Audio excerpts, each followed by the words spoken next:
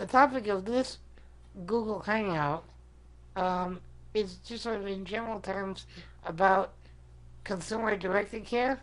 It's something that I have been working with for quite a few years, and we know that in the group there's a lot of discussions about personal care issues and dealing with PAs, etc. So we thought this would be kind of a good introductory conversation.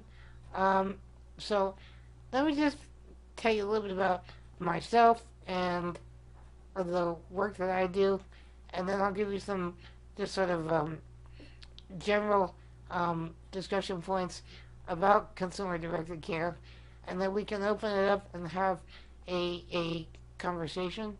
So, when I first went to college in 1983, I went straight from a rehab hospital to a school out in Long Island, and basically back then, I was doing consumer directed care, and I didn't even really know that I was doing it.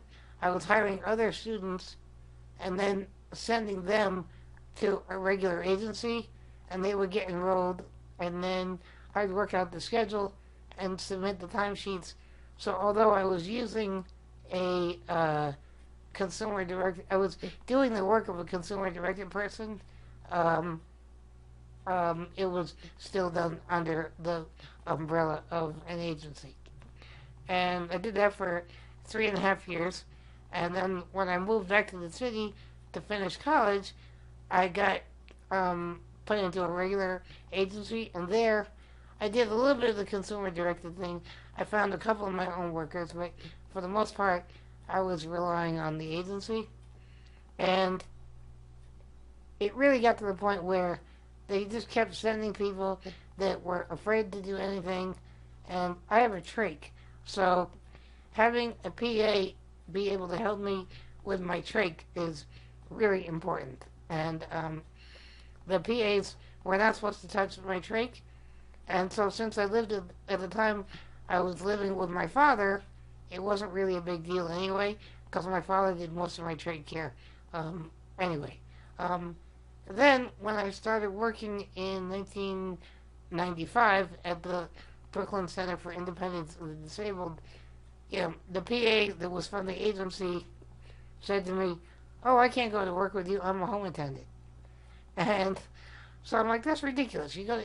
I need somebody to help me with the things at work that I would do at home anyway, like, get some food, take off my jacket, put my jacket on, go to the bathroom." And so that was when I started using consumer directed care. And so basically, the consumer directed model of care, in a combination between Berkeley and New York City, was really founded in New York City in the late 70s, mid to late 70s. And the company that I use is called Concepts of Independence. They were the first one, they were the first vendor of consumer directed care in New York State, and they're still the biggest vendor throughout the entire state. Um, Currently, I'm actually working for them as their director of policy and outreach. And so, as New York State is moving through the whole process of changing to managed care, they wanted to have somebody who would more visibly represent what consumer directed care is all about. So in some ways, I'm like a lobbyist, but I help develop the internal policies and make it clear to the consumers what their responsibilities are, make it clear to the staff, which is considered the fiscal intermediary, what our responsibilities are to the consumer, and work on the public outreach efforts. Um, in a nutshell, under the consumer directed model, the individuals that use the service um, are responsible for all of their own hiring, training, firing, scheduling, etc. of their care, and then the company or the other entities that work as the fiscal intermediary, they're responsible for paying the personal assistant and cutting the checks and managing the basic benefits package for the workers. Um, anyway, um, I use um, Craigslist for recruiting my workers, um, and I write my own job announcement and describe what I'm trying to do. And I have a job description, which I've sort of tailored for each individual PA, depending on what they. Um, Hi, Galen. Um, can you hear me, Galen? Can you guys hear me?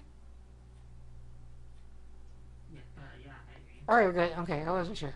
All right, so I was saying that I use Mike. Can you might possibly mute your microphone? I'm trying to. Okay, good. Excellent. Well, that's right. Anyway, I use Craigslist, as I was saying, for my recruitment. Um, Interestingly, about about a month ago, I had to let somebody go, and I hadn't hired anybody in like 4 years. Wow. So it worked out really well. I ended up running the ad, and within 2 days, I think I had about 30 people that responded, Sounded right. and I ended up scheduling, I think, 10 interviews. Sounded right. 6 inches. Okay, hang on one second, guys. Full mouse left 3 inches. Full mouse left 1 inch. Full Okay, mouse right 3 inches. this is comical. Full mouse left 3 inches. I've known Mike Volkman since I was in college. He's been a pain in the ass Down 1 inch. ever since 1984. Mouse click. Oh my gosh, he's quiet. Finally. Okay, anyway, I'm kind of rambling here, but when I do my interviews, I have a little form that I have them fill it out, and the form has multiple purposes behind it. I want to see kind of their ability to write incomplete sentences. I want to see what their interests are. I see if they can spell or if they can't spell. Um, I ask them what their interests are because I've discovered that people that are athletic or mechanical are pretty good PAs in that they work with their hands and they have good body mechanics, and those people tend to be pretty good in the kitchen. And if you tell them move my hips over just 2 inches, they kind of understand what those types of things are. Um, Also, under the consumer directed program, you're responsible for doing all of your own scheduling. So um, I work with each individual PA, and I try to create like a teamwork approach. I have 4 people right now that work with me, so they each kind of cover for one another. If one person calls in sick or can't make it or is going to be away for a week or so, the other guys, I try to let them know in advance, and then they sort of really make sure that my shifts are covered.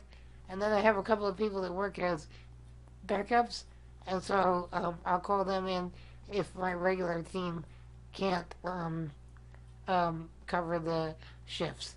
Um, then also under the consumer directed program, unfortunately, you do have to fire people and you do have to supervise, and you got to be kind of tough and let people know what they're doing right, what they're doing wrong.